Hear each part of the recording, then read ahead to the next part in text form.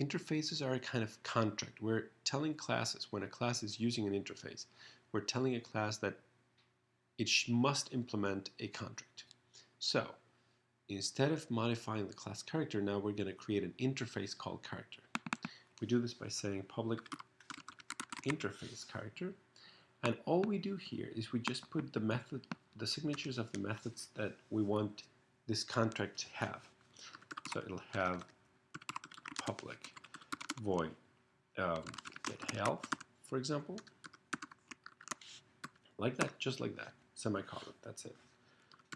Public void set health, semicolon, this is not void, get health should be an int.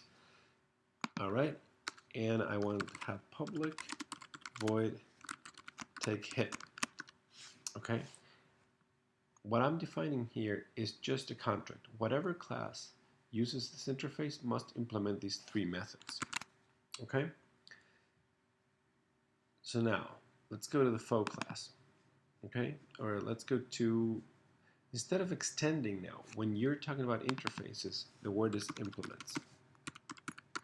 Okay, so faux implements character. Let's look at friend now. Friend implements character. All right, so by saying implements character, so all the developer needs to know is that the character class is the master class for everything. Okay, for all characters. When I say implements, friend is a kind of character.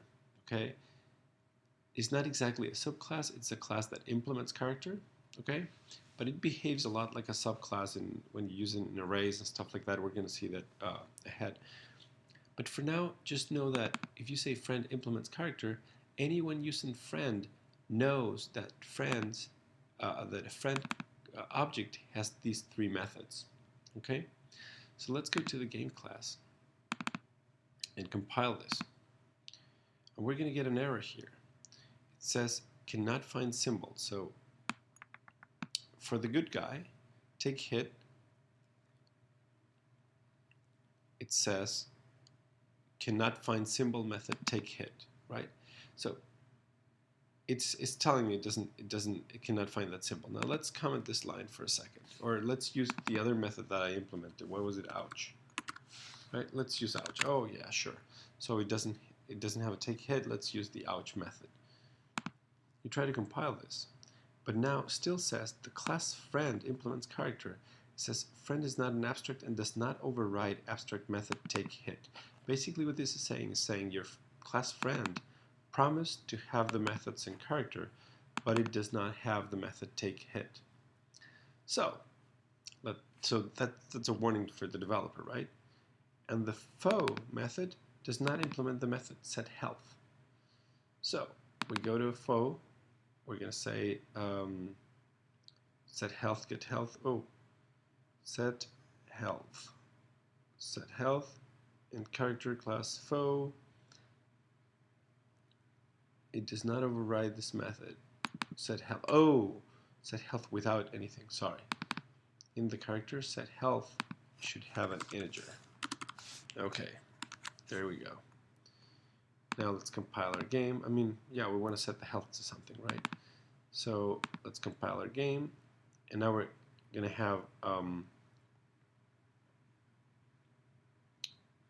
wait. Yes. Oh, I'm sorry. Sorry about this. Set health is the one that should have the integer h for health, right? Sorry about that. Now let's compile this. And we see that the only error that we find now is that still friend does not implement the method take hit. So let's go to our friend class, and the method should be called take hit. Now I know, so I'm going to replace this by take hit. I'm going to go to my game and change this ouch to take hit and compile it. Okay, so now this works, and if I run it, I'll have enter a number from 1 to 10, 1, 2, 5, 2, whatever, 0, and then it tells me what the health of each of these things are, right, of each of these creatures. Now, remember what happened here. I forced faux to implement character. I forced friend to implement character.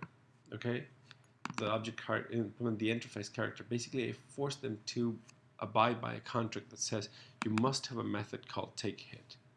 You can have other methods. You can have a public string to string, for example, okay, that basically return